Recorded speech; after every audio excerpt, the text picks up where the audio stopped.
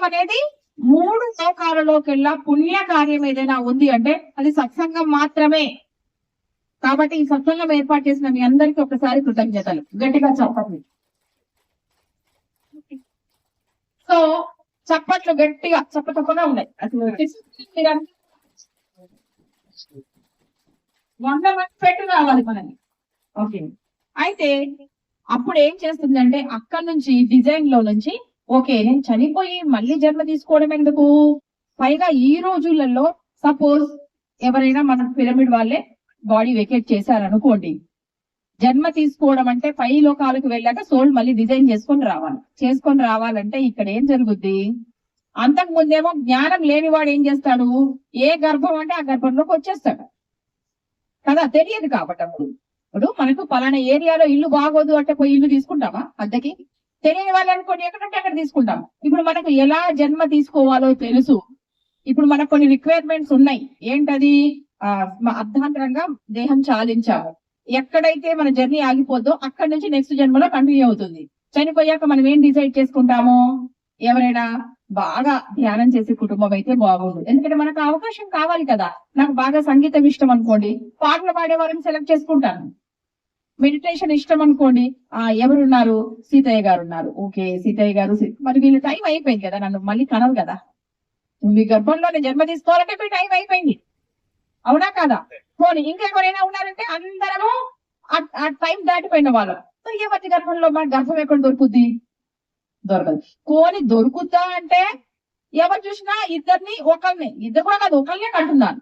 ఒకప్పుడేమో 20 మందిని 30 మందిని కన్నారు. గర్భానికి ఇప్పుడు స్కేర్సిటీ ఉంది, అందుకే చావడానికి ఎప్పుడు తొందరగా సిద్ధపడకండి. ఓకే, ఇంకా మనం సాధించాల్సింది ఉంది. యోగులు మునులు ఎందుకని వందల సంవత్సరాలు హిమాలయాల్లో తపస్సు చేస్తూ ఉన్నారు, వాళ్ళకేం జీవితం మీద ప్రేమ కాదు, ఈ దేహం మీద ఇష్టం కాదు. దేహం ఒక్కసారి వదిలిపెట్టిన తర్వాత మళ్ళీ తెచ్చుకోవడం చాలా కష్టం, చాలా టైం పడుతుంది.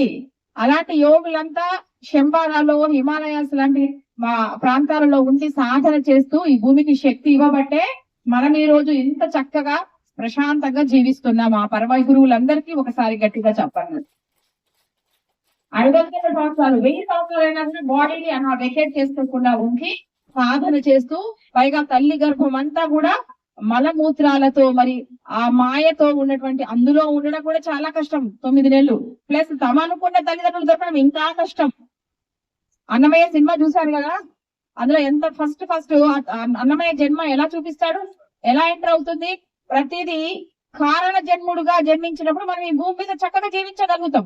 అర్థాంతరంగా ఆత్మజ్ఞానం లేకుండా చనిపోయామనుకోండి, మనం తర్వాత ఎక్కడ పడితే అక్కడ జన్మ తీసుకొని కష్టమైనటువంటి లైఫ్ డీల్ చేయాల్సి వస్తుంది. కాబట్టి ప్రాణం వదిలిపెట్టాక మళ్ళీ మనకు ఒక గ్రేట్ గర్భం దొరకాలి అంటే కూడా అక్కడ లైన్ ఆల్రెడీ పెద్దగా ఉంది. పెద్దగా లైన్ లోకి మళ్ళీ మనం ముందుకు రావాలంటే ఎలా వస్తుంది, రికమెండేషన్ కావాలి. ఇప్పుడు తిరుపతి పోగానే దర్శనం ఉత్తగే దొరుకుద్దా, ఏం చేస్తున్నాం మనం, రికమెండేషన్ చేస్తున్నాం. ఇప్పుడు మనం ఒకరు చనిపోయామనుకోండి, రికమెండేషన్ తో రావాలి. రికమెండేషన్స్ ఏం లేదు ఇక్కడ. మన యొక్క సాధన శక్తి, ఆధ్యాత్మిక శక్తి మన దగ్గర ఎంత ఉంటే మనం అంత ముందుకు రప్పించబడతాము. అంత పుణ్యకర్మలు, అంత ఎనర్జీతో మరణించే నాటికి స్పిరిచువల్ గా కొంత ఎనర్జీతో బ్యాలెన్స్ ఉంచుకొని పోవాలన్నమాట. కాబట్టి ముందే సోల్ ఏం డిజైన్ చేసుకుంటుంది, మరణించిన తర్వాత నాకు మళ్ళీ జన్మ రావడం కష్టము, ఇంకా నాకు టైం ఆయుష్ ఉంది కాబట్టి ఇంకా కొంత అప్పుడు తీర్చేసుకుంటాను. సో